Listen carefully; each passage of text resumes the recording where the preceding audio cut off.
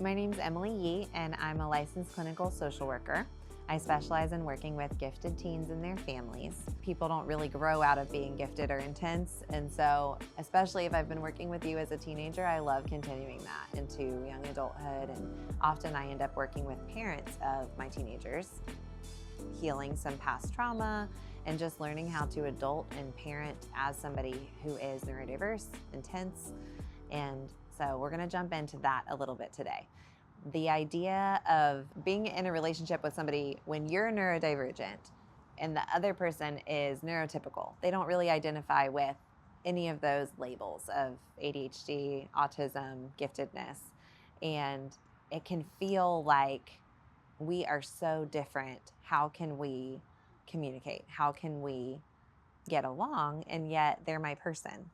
So we're gonna unpack that a little bit today. You might have things come up in your relationship where you are very intensely and emotionally activated and expressing yourself, and it feels like your partner is very logical and slow to respond, and it drives you crazy, and you feel misunderstood, and really you feel like you're right and they're wrong. And so we're gonna look at that and how being different might be a great thing, and that it's okay, and maybe there's not a right and wrong, but just different.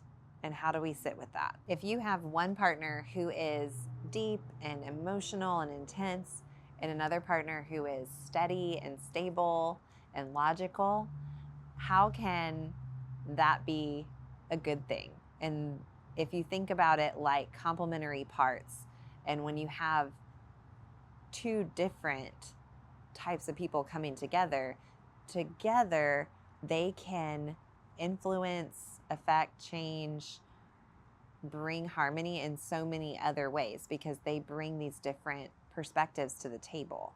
If you can stay open-minded with each other and curious about how the other person is thinking, then you expand your mind just that much more. There can be some reason that we are drawn to this opposites and reasons that we're turned off by it. And so just exploring that a little bit of, if you've grown up in a house of chaos, then this stability might feel boring.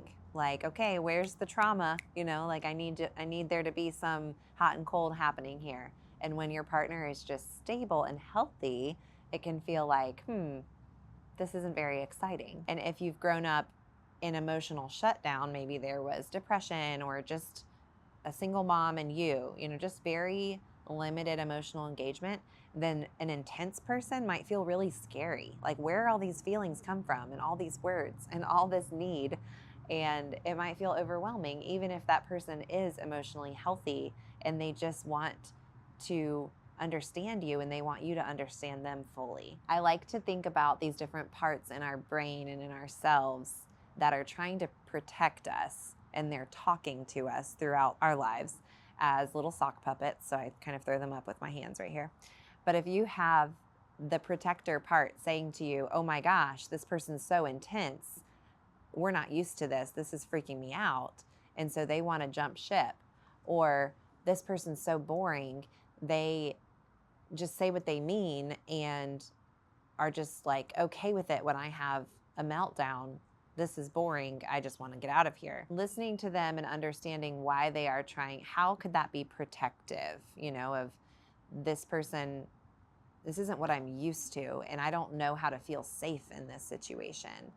I don't know if this is safe. And when you even go further to understand the parts that are in your partner and how those parts are talking to them, then you can understand that the parts of their personality that is just kind of their defense mechanisms talking and acting versus their genuine self. And so when you start kind of talking to each other, like, the story that I'm telling myself is that you are overwhelming and chaotic and you're just going to change your mind and leave me one day. Or the story I'm telling myself is that you are, you know, complacent and compliant, and you just go with the flow, and like you're never going to like bring something to the table that's exciting. And then you share that with your partner, and your partner's like, no, I have opinions and thoughts and ideas, and I would love to share them more, and I'll reach out. Or I do have all this energy, but I'm not going anywhere. I'm completely committed to you. And so they're able to speak to that part of you that is worried about the love and security in the relationship. So looking at what you value and discussing that with your partner is huge. And so if you value, we talk about these different value words, and none of them are good or bad. It's just about prioritizing them and understanding yourself so you know what you're looking for in another person. So if I talk with my teens, like, okay, you value fun and freedom, and your parents value safety and responsibility. Like, those are going to come to a head when you're like, I just want to go out and have fun. And they're like, well, I just want you to be safe. And then there's conflict, even though both of those are good things to have. You might value individuality and uniqueness, and your job might value falling in line, doing what's, everything kind of being consistent. And those things might come to a head, even though they're both good. So how do we identify what does the other person value? What do I value? And recognize that neither is bad or wrong, but we are different. And when we expand our mind to consider how that might be a priority for the other person, and they're made differently than you, and they're made on purpose that way, and you like them, and then what are yours? And you come together into one person where neither of you has to change the priority of what you value, but as a couple, you have different values than you would if you were individuals, because you're making space for both of your priorities in that relationship. So just kind of wrapping up, it's this alarm that goes off in our minds of, oh my gosh, they're so different from me. How are we going to make it? And instead of being alarmed and scared, if we were able to see it as, okay, this person that I care about brings different things to the table than I do. And together we have more than I would have had if I was on my own. He makes me more interesting. She expands my mind to think about things in a different way and makes me a more well-rounded person. And we have all of these things together that we wouldn't have if we were on our own.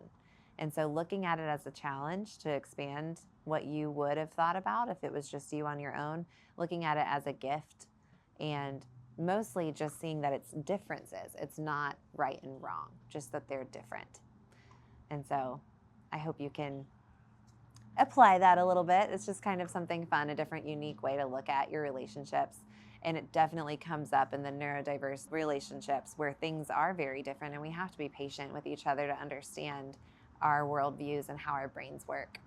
So if you'd like to dive into that more, I'd love to talk to you. My email address is emilyke@gmail.com. My website is jacksonvillecreativetherapy.com.